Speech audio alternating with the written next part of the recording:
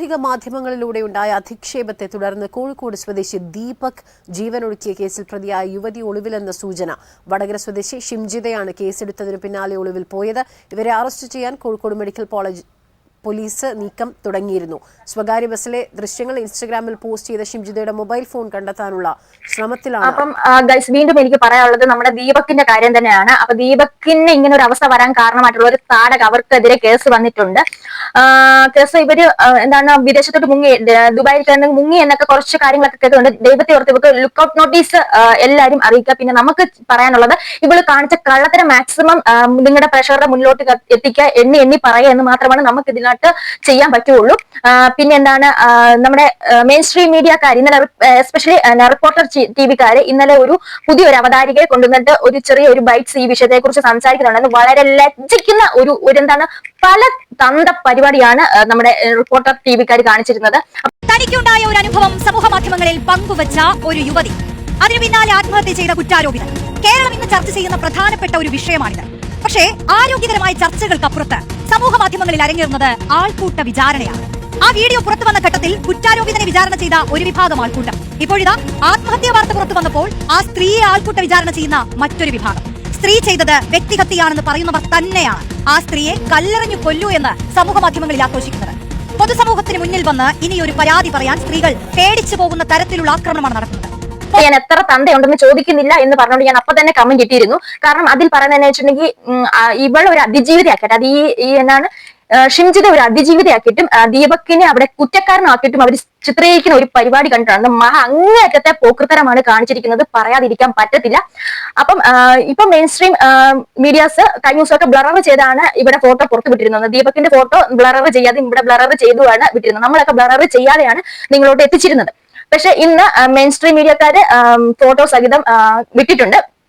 വലിയ കാര്യം തന്നെ. പക്ഷെ നട്ടല് വേണം, മെയിൻ സ്ട്രീം മീഡിയക്കാർക്ക് എന്തുകൊണ്ട് നട്ടല് വേണം? ഇങ്ങനെയുള്ള കാര്യത്തിലാണ് പ്രതികരിക്കേണ്ടത്. കാരണം നമുക്ക് ഒറ്റ നോട്ടത്തിൽ ഏതൊരു കുഞ്ഞു കുട്ടിക്കും അറിയാം ഇതിനകത്ത് എന്താണ് സംഭവിച്ചിട്ടുള്ളതെന്ന്. സ്ലോ മോഷനിൽ ഒരു വീഡിയോ എടുത്തിട്ട് അത് ഏറ്റവും സ്ലോ ആയിട്ട് എഡിറ്റ് ചെയ്തിട്ടുണ്ടെങ്കിൽ നമുക്ക് കിട്ടാനുള്ള സംഗതി കിട്ടുമെന്ന് ഞാൻ എന്റെ ആദ്യത്തെ വീഡിയോ തന്നെ പറഞ്ഞിട്ടുണ്ടായിരുന്നു. അപ്പൊ അവൾ ചിത്രീകരിച്ച വീഡിയോകൾ അത്രയധികം സ്ലോ മോഷനിലൂടെ എടുത്തതാണ്. നമ്മൾക്ക് ഈ വീഡിയോയിലോട്ട് പറയാനുള്ളത്, ഇവിടെ കള്ളത്തരങ്ങൾ അങ്ങേയറ്റം പൊളിച്ചെടുക്കുക എന്നുള്ള ഒരു ഉദ്ദേശം മാത്രമാണ് നമുക്ക് ഈ വീഡിയോയിലോട്ടുള്ളത്. അപ്പൊ എന്റെ വീഡിയോ ഇഷ്ടപ്പെടുകയാണെങ്കിൽ ലൈക്ക്, ഹൈപ്പ്, ഷെയർ, എല്ലാവരും ഹൈപ്പ് കൊടുത്ത് ദൈവത്തെ ഓർത്ത് ഈ വീഡിയോ കാണാം. എന്നാൽ മാത്രമേ ഇത് ഒരുപാട് ആൾക്കാരിലോട്ട് എത്തുകയുള്ളൂ. പ്ലസ് നിങ്ങൾ സബ്സ്ക്രൈബും ചെയ്യണം, ലൈക്കും ചെയ്യണം. അപ്പൊ നമുക്ക് ഇവിടെ പറഞ്ഞ കള്ളത്തരങ്ങൾ എന്തൊക്കെയാന്ന് നമുക്ക് ഒന്ന് നോക്കാം. അങ്ങനെ സമയത്ത് അയാളെ പുറകിൽ ഞാനുണ്ടായിരുന്നത്. അപ്പം നേരെ എന്റെ മേലിൽ അയാളെ കൈ ടച്ച് ചെയ്തുകൊണ്ടിരിക്കുന്നത്. അത് കറക്റ്റ് വീഡിയോയിൽ വ്യക്തമായിട്ട് കാണാം. അങ്ങനെ ചെയ്തു. അപ്പൊ അത് ഒരു പ്രാവശ്യം റിപ്പീറ്റ് ചെയ്ത് ഞാൻ മാറി നിന്നു. പിന്നെയും അയാളത് ചെയ്തു. ഇങ്ങനെ ആ വീഡിയോയിൽ ഇങ്ങനെ നോക്കുന്നതൊക്കെ കാണിക്കുന്നുണ്ട്. അത് കഴിഞ്ഞപ്പോ അപ്പൊ തന്നെ ഞാൻ എന്താ ചേട്ടാ ഉദ്ദേശം എന്ന് ചോദിച്ചു. അപ്പോഴേക്ക് അയാൾ ഇറങ്ങി ഓടി എന്ന് പറയാൻ പറ്റില്ല, സ്പീഡിൽ അങ്ങ് നടന്നു. അപ്പൊ എന്റെ പുറകിലുണ്ടായിരുന്ന വേറെ ചേട്ടൻ ചോദിച്ചു എന്താ സംഭവം എന്താന്ന് വെച്ചു. ഞാൻ പറഞ്ഞു കുറെ നേരമായിട്ട് അയാള് ഇങ്ങനെ എന്തോ ഒരു ചെയ്തുകൊണ്ടിരിക്കുക. അത് കണ്ടപ്പോഴാണ് ഞാൻ വീഡിയോ ഓണാക്കിയത്. എന്നെ തൊട്ട സമയത്ത് ഞാൻ ചോദിച്ചു എന്ന് പറഞ്ഞു. പക്ഷെ അയാള് പെട്ടെന്ന് ഇറങ്ങി നേരെ അങ്ങ് നടന്നു കളഞ്ഞു. പിന്നെ ഞാൻ അയാളെ പുറകെ ഒന്നും പോയിരുന്ന രണ്ട് വീഡിയോ ഉണ്ടായിരുന്നു. അത് രണ്ടും കൂടെ ചെറിയ ഷോർട്ട് ആക്കിയിട്ട് എഡിറ്റ് ചെയ്തിട്ട് സൊസൈറ്റിയിൽ ഇനി നിങ്ങൾ പറയൂന്ന് പറഞ്ഞിട്ട് ഒരു വീഡിയോ പോസ്റ്റ് ചെയ്യാണ്ടായത്. ഞാൻ അത് കഴിഞ്ഞ ഉടനെ ബസ്സിൽ നിന്ന് ഇറങ്ങിയതിന് ശേഷം വടകര പോലീസ് സ്റ്റേഷനിലുള്ള എനിക്ക് പരിചയമുള്ള പോലീസ് ഉണ്ട്, അവരെ വിളിച്ചു. ഞാൻ ഇങ്ങനെ ഒരു സംഭവം ഉണ്ടായിട്ടുണ്ട് എന്ന് പറഞ്ഞു. അപ്പോൾ ആളുടെ ഡീറ്റെയിൽസ് എന്ന് ഞാൻ പറഞ്ഞു, ഡീറ്റെയിൽസ് എങ്ങനെ കിട്ടാനാ? ഞാൻ വീഡിയോ എടുത്തിട്ടുണ്ട്, ഞാൻ എന്തായാലും പോസ്റ്റ് ചെയ്യാൻ പോവാ. കാരണം വീഡിയോ ചെയ്യുന്ന സമയത്ത് അയാൾ അത് കണ്ടിട്ടുണ്ടായിരുന്നു. അപ്പൊ ഞാൻ വീഡിയോ പോസ്റ്റ് ചെയ്യാം.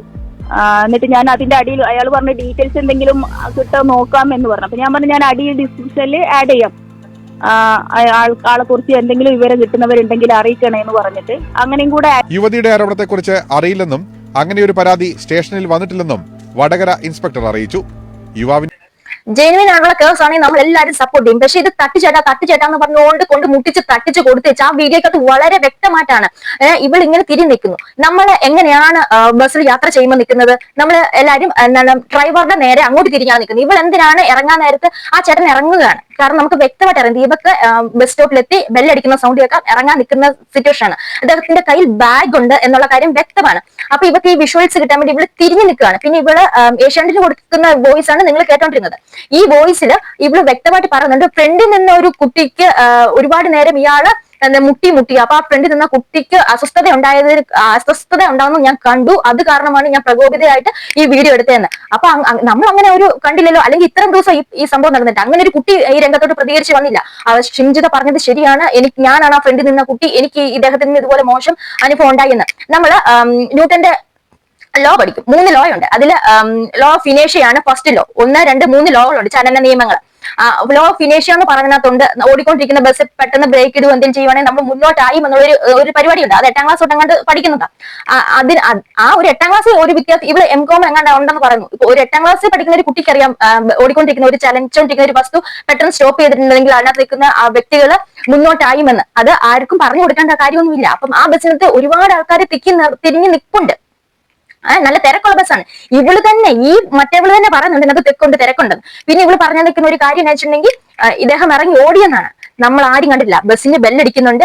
അപ്പത്തേക്ക് ഇദ്ദേഹം ഇറങ്ങാൻ വേണ്ടി തയ്യാറാകുന്നത്. ബാഗ് ഉണ്ട്, 2 കൈയും കൊണ്ട് ഇങ്ങനെ ബാഗ് പിടിച്ചപ്പോഴത്തേക്ക് ഇദ്ദേഹത്തിന്റെ കൈയാണ് പുറകോട്ട് വരുന്നത്. അതിന് ഇവിടെ ഇങ്ങനെ തിരിഞ്ഞ് നിൽക്കുകയാണ്, മുട്ടെന്ന് പറഞ്ഞു. എന്നിട്ട് കിട്ടിയിട്ട് ഇവിടെ മോട്ട് എക്സ്പ്രഷൻ കിട്ടി. എന്നിട്ട് ഇവിടെ ചാനലിൽ ഇവിടെ എക്സ്പ്ലനേഷൻ കൊടുക്കുമ്പോൾ നല്ല സ്ലോ മോഷനിലാണ് ഇവളത് എഡിറ്റ് ചെയ്ത് കേട്ടിട്ടുള്ളത്.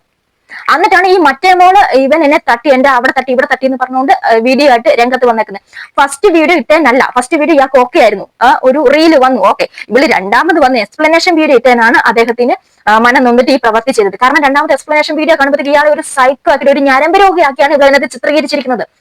ഇദ്ദേഹത്തിന് കോഴിക്കോട് മുതൽ തിരുവനന്തപുരം വരെ ഒരുപാട് ക്ലയന്റുകൾ ഉള്ളതാണ്, ഒരു സെയിൽസ് മാനേജറാണ്. അപ്പൊ ഇദ്ദേഹം ഓർത്ത് കാണും, ഇനി ഞാൻ മറ്റുള്ളവരുടെ മുന്നിൽ എങ്ങനെ നോക്കും. ഇദ്ദേഹം ഒരു ഇൻട്രോവേർട്ട് ആണെന്ന് പറയുന്നു. നമ്മൾ ഇങ്ങനെ മറ്റുള്ളവരോട് ഇങ്ങനെ വായിട്ട് അലച്ച് നടക്കുന്ന കാരണം നമുക്ക് ചിലപ്പോൾ അത് തോന്നത്തില്ല. പക്ഷെ എല്ലാവരും അങ്ങനെയല്ല, എല്ലാവർക്കും അത് ഉൾക്കൊള്ളാൻ കഴിയണമെന്നില്ല. അപ്പൊ അങ്ങനെ ഒരു നിമിഷത്തിൽ ഞാൻ എന്തിനാണ് ഇനി മറ്റുള്ളവരുടെ മുന്നിൽ ഇങ്ങനെ അപമാനിതരായിട്ട് നിൽക്കുന്നതെന്ന് കരുതിയിട്ട് ചിലപ്പോൾ മേ ബി ഇങ്ങനെ ചെയ്തതായിരിക്കും. ഇതുപോലെ എന്റെ ജീവിതത്തിലും ഈ ഒരു വിഷയമല്ല, വേറൊരു വിഷയം ഞാൻ ചെയ്തിട്ടില്ലാത്ത ഒരു പ്രവൃത്തി എന്റെ തലയിൽ കൊണ്ടിട്ട് ഒരുപാട് വലിയ വിഷയമായിട്ടുണ്ട്. ഞാൻ മനസ്സാ വാച അറിഞ്ഞിട്ടില്ലാത്തൊരു വിഷയമാണ്.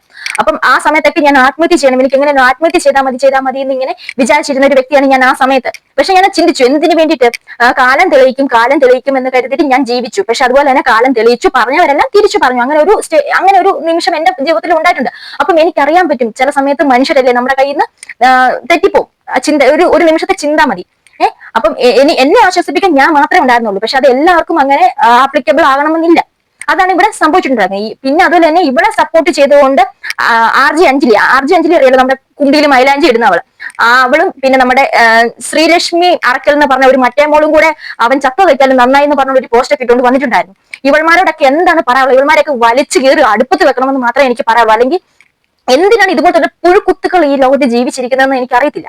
ഇങ്ങനെയുള്ളവന്മാരൊന്നും ജീവിച്ചിരിക്കാതിരിക്കുന്നതാണ് നല്ലത്. ഇതിനെയൊക്കെ വേറെ ഏതെങ്കിലും യൂണിവേഴ്സിൽ കൊണ്ടുവരണം. അല്ലെങ്കിൽ ഇവന്മാർക്കൊക്കെ പ്രത്യേകമായിട്ടുള്ള എന്തെങ്കിലും ഒരു രാജ്യം സൃഷ്ടിച്ച്, ഒരു അയർലൻഡ് ഒരു രാജ്യമായിട്ട് സൃഷ്ടിച്ച് ഇവന്മാർക്കൊക്കെ ഒരു പ്രത്യേകം പാസ്പോർട്ടും കൊടുത്ത് അങ്ങോട്ട് എങ്ങനെ ഒഴിവാക്കി വിട്ടിട്ടുണ്ട്. അത്രയും കൂടെ നല്ലത്. ഇവിടെ ആണുങ്ങൾക്ക് ജീവിക്കണ്ടേ? ആ അമ്മയുടെ കരച്ചില്, ആ കരച്ചിൽ ഇപ്പോഴും എന്റെ മനസ്സിൽ നിൽക്കുക. നിങ്ങൾ അന്നത്തെ ആ രംഗം ഒന്ന് കണ്ടു നോക്കി.